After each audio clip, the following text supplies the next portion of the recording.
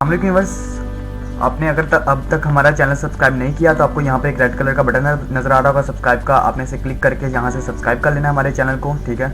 और आपको इसे सब्सक्राइब कर लेना चाहिए क्योंकि हम अपने यूट्यूब चैनल के अंदर कोर्सेज़ के हवाले से, कंप्यूटर के हवाले से, एंड्रॉयड फ़ोन के हवाले से और ऑनलाइन अर्निंग के हवाले से वीडियोज़ अपलोड करते रहते हैं, ठीक है। तो आपको इसे सब्सक्राइब कर लेना चाहिए और आपने इसे सब्सक्राइब कर लिया हुआ है तो आपका बहुत बहुत शुक्रिया।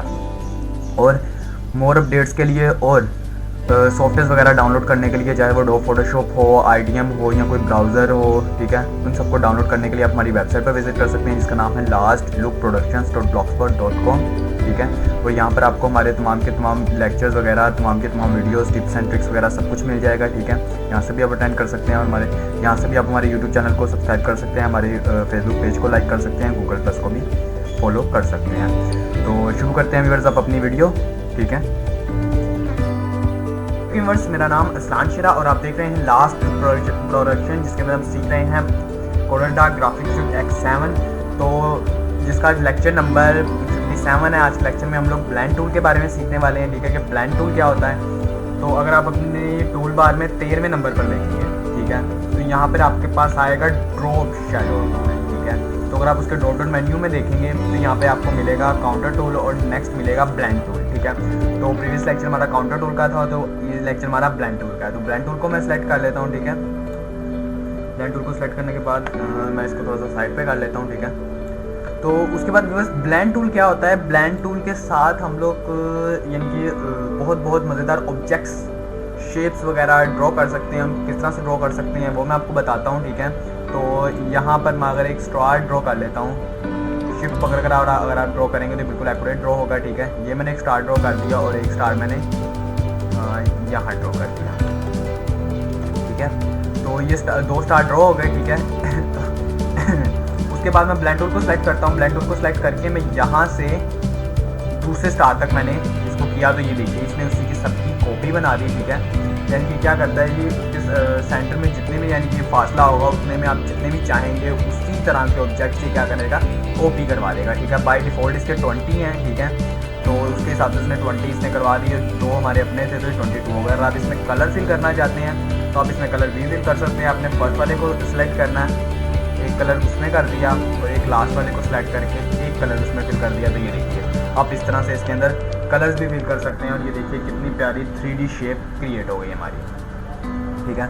उसके बाद थोड़ा सा अब इसकी मेन्यू बार की तरफ आ जाते हैं, ठीक है। तो व्यूअर्स, मैं आपको एक बात बताता चाहूँ कि एक चीज़ मैं यहाँ पे लिखना भूल गया कि ये 57 पार्ट 1/2, ठीक है। तो मैंने इसे दो पार्ट्स में क्रिएट किया है, ठीक है। तो इसे मैंने 2 पार्ट्स में क्रिएट किया है, ठीक है, क्योंकि 1 पार्ट में मैं आपको ये बताऊंगा कि इसकी मेन्यू बार वगैरह और ये टूल किस काम आता है, क्या करते हैं। और सेकंड पार्ट में मैं कुछ प्रैक्टिकली आपको करके दिखाऊंगा, इसके कुछ ऑब्जेक्ट्स बनाकर दिखाऊंगा, ठीक है। तो अगर मैं 1 पार्ट में ये काम करता हूँ तो ज़रा वीडियो कुछ ज़्यादा बड़ी बन जाएगी, जिसकी वजह से मुझे अपलोडिंग में मसला होगा, आपको देखने और डाउनलोडिंग में मसला आ जाएगा, ठीक है। इसलिए 2 पार्ट्स में हम लोग इसे डिवाइड कर लेते हैं। मैंने इसको सेलेक्ट कर लिया। सेलेक्ट करने के बाद अगर इसके मेन्यू बार में मैं फर्स्ट पर आऊँगा तो यहाँ पे मुझे कुछ बने बनाए टूल सेलेक्ट मिल रहे हैं, ठीक है। तो अगर मैं इनमें से किसी को सिलेक्ट करता हूँ तो यहाँ से आप इनको भी यूज़ कर सकते हैं, बने बनाओं को, ठीक है। तो यहाँ से आप देख सकते हैं इसको, ठीक है। ये देखिए ये बने बनाए हैं, ठीक है। अगर आप इनको यूज़ करना चाहते हैं इनको यूज़ कर सकते हैं, ठीक है। और अगर आप अपना खुद का एक कोई बनाकर उसे अगर करवाना चाहते हो तो यहाँ पर अगर ऐड प्रीसेट के ऊपर आप क्लिक करेंगे तो यहाँ आप इसको न्यू का नाम दे दें और सेव कर देंगे, ठीक है। तो उसके बाद अगर नेक्स्ट एंड पे आएंगे तो ये देखिए न्यू के साथ ये हमारे पास एक नया बन चुका है, ठीक है। अगर आप इसको माइनस करवाना चाहते हैं, ख़त्म करना चाहते हो तो यहाँ पर डिलीट प्रीसेट के ऊपर क्लिक करके डिलीट कर सकते हैं। उसके बाद नेक्स्ट व्यूअर्स है कि आप इसको एक्स एक्सिस और वाई एक्सिस पर कहाँ रखना चाहते हैं। एक्स एक्सिस हॉरिजॉन्टली और वाई एक्सिस वर्टिकली, यानी कि आप अपने पेज के ऊपर इसको हॉरिजॉन्टली और वर्टिकली कहाँ पर रखना चाहते हैं, इस चीज़ के ऊपर ये डिसाइड करेगा, ठीक है। अगर मैं इसको ये देखिए मैं जैसे इसको कर रहा हूँ तो एक्स एक्सिस और Y axis decrease and increase हो रहा है, ठीक है। तो इस तरह से आप इसको इस तरह से जिस जहाँ पर रखेंगे आपको बताता जाएगा ये रूलर के मुताबिक, ठीक है। इसका रूलर आपका इंचेस के हिसाब से होगा, मिलीमीटर के हिसाब से होगा, तो इसके मुताबिक बताएगा। उसके बाद व्यूअर्स नेक्स्ट आ गया इसकी विड्थ और हाइट, ठीक है। आप इसकी विड्थ और हाइट को भी चेंज कर सकते हैं। इस टाइम 7 पॉइंट पूछा है, 4 पॉइंट पूछा है, तो इसको 5 कर देता हूँ। तो ये देखिए इसकी आप इसकी हाइट और विड्थ को भी चेंज करवा सकते हैं। Ctrl Z करके मैं इसको अनडू कर लेता हूँ, ठीक है। तो तो उसके बाद नेक्स्ट आ जाता है, मैंने आपको यहाँ से बताया था कि ये है जी ब्लेंड ऑब्जेक्ट्स, यानी कि जितने भी ऑब्जेक्ट्स आए हैं उनके साइजेस। आप इसको यहाँ से कम भी कर सकते हैं और ज़्यादा भी कर सकते हैं। अगर मैं इसको ज़्यादा कर लेता हूँ तो ये देखिए ये 31 हो गए, और अगर मैं इसको कम करूँगा तो ये हमारे पास ये देखिए 15 हो गए, लेकिन 15 नहीं 17 हो गए, क्योंकि 2 हमने खुद क्रिएट किए थे फर्स्ट पे, आपको याद होगा। तो यानी जितने भी आप यहाँ पर रखेंगे 2 उससे बस ज़्यादा होंगे, ठीक है। तो आप अपनी शेप जिस तरह से आप क्रिएट करना चाहते हैं आप उस तरह से इसको क्रिएट करवा सकते हैं, ठीक है। उसके बाद नेक्स्ट व्यूअर्स आता है कि इसका एंगल, ठीक है। अगर मैं इसको 90 के एंगल पर रोटेट करवाता हूँ तो ये देखिए ये इस तरह से और ज़्यादा अट्रैक्टिव शेप हो गई, ठीक है। अगर मैं इसको 45 पर करवाता हूँ तो ये 45 पर हो गई, ठीक है। अगर मैं इसको 180 पर करवा दूँ तो ये 180 पर हो गई। तो इस तरह से यानी कि आप मज़ेदार शेप्स ड्रॉ कर सकते हैं, इसके साथ 3D ऑब्जेक्ट्स क्रिएट कर सकते हैं। अब वो आपका माइंड कितना क्रिएटिव है, मैंने इस लेक्चर के जो इंट्रोडक्शन वीडियो है उसमें बताया है कि आपका माइंड क्रिएटिव होना चाहिए, क्योंकि अगर आपका माइंड क्रिएटिव होगा तो आप इसके अंदर बहुत दूर तक जा सकते हैं, ठीक है। इसके अंदर आप बहुत तरक्की कर सकते हैं, ठीक है, क्योंकि इसके अंदर आप अलग-अलग शेप्स ड्रॉ करेंगे तो जाहिर बात है कि आपकी मांग भी ज़्यादा होगी और आपके काम की मांग भी ज़्यादा होगी। तो कंट्रोल Z करके मैं अनडू कर लेता हूँ। उसके बाद नेक्स्ट व्यूअर आ जाता है हमारे पास पाथ प्रॉपर्टीज़, ठीक है। तो पाथ प्रॉपर्टीज़ व्यूअर्स बेसिकली इस काम आता है कि अगर आप किसी भी ऑब्जेक्ट को, अगर आपने कोई एक लाइन लगाई है, ठीक है, जैसे फॉर एग्जांपल मैं यहाँ पर पेन टूल लेकर, ठीक है, एक लाइन लगा लेता हूँ। मैंने ये लाइन लगाई और ये लाइन लगाई,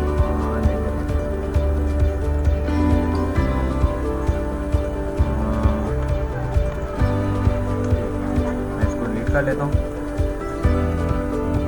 ठीक है। तो मैंने ये लाइन लगाई, ठीक है। अब मैं चाहता हूँ जी इसके मुताबिक ये एडजस्ट हो जाए, ठीक है। तो इसके मुताबिक एडजस्ट करने के लिए मैं पहले यानी कि इसको क्लिक करूँगा, ठीक है। इसको मैंने इसको क्लिक कर लिया, ठीक है। उसके बाद मैं इसको क्लिक करके न्यू पाथ, उसके बाद आप ये देख सकते हैं कि मेरे पास एक एरो आ गया। एरो आने के बाद अगर मैं इस लाइन के ऊपर क्लिक कर देता हूँ तो ये देखिए इस लाइन के मुताबिक ये एडजस्ट हो गया। अगर आप अब ये देख सकते हैं, ठीक है। तो इस लाइन के मुताबिक आपने इसे एडजस्ट कर लिया, यानी कि अगर आप चाहते हैं कि कोई शेप आपकी मर्ज़ी के मुताबिक यानी कि हो जाए, ठीक है, तो उसके साथ आप लाइन टूल के साथ उस तरह की लाइन लगाइए और उसके बाद आप इसके ऊपर पाथ प्रॉपर्टीज़ को यूज़ कीजिए। तो इजीली अगर आपने कोई बनाई होगी तो ठीक है वो यहाँ पर शो हो रही होगी, ठीक है। और अगर आपने कोई न्यू बनानी तो यहाँ से। और उसके बाद व्यूअर्स नीचे आ जाता है कि 3 मोड है आपके पास। डायरेक्ट मोड के अंदर तो हम लोग काम कर रहे हैं। उसके बाद नेक्स्ट अगर मैं आपको क्लॉकवाइज करके दिखाता हूँ, देखिए इसके कलर चेंज होंगे इसके अंदर, ठीक है। तो ये देखिए इन तीनों के साथ आप इसके कलर्स की चेंजिंग्स वगैरह कर सकते हैं इजीली। और बस नेक्स्ट आ गया हमारे पास एक्सेलरेशन। ये मैंने लास्ट टूल के अंदर भी काउंटर टूल के अंदर भी इसके अंदर डिस्कस किया था कि इसके साथ आप अपनी ऑब्जेक्ट और अपने ऑब्जेक्ट कलर को दोनों को एक साथ यानी कि डिक्रीज़ और इंक्रीज़ कर सकते हैं, ठीक है। और अगर आप इस लॉक को अनलॉक कर देंगे तो फिर आप इसको सिंपली यानी कि अगर आप ऑब्जेक्ट को डिक्रीज़ और इंक्रीज़ कर सकते हैं वो कर सकते हैं, और अगर आप कलर को करना चाहें तो कलर को कर सकते हैं, ठीक है। और अगर आप इसको सेलेक्ट कर लेंगे तो फिर दोनों एक साथ होंगे, ठीक है। तो मैं यहाँ से कंट्रोल Z करता हूँ अंडू करने के लिए। ये कंट्रोल Z करके मैंने इसको अंडू कर दिया, ठीक है। तो उसके बाद व्यूअर्स नेक्स्ट आ जाता है साइज़ एक्सेलरेशन। तो साइज़ एक्सेलरेशन थोड़ा सा यानी कि उसके अंदर माइनर सा फ़र्क कर देगा, यानी कि यहाँ तो इक्वल कर देगा, यहाँ थोड़ा सा छोटा कर देगा, ठीक है। उसके बाद नेक्स्ट आ जाता है हमारे पास मोर ब्लेंड ऑप्शंस, ठीक है। तो मैप नोड्स है, स्प्लिट है, ठीक है।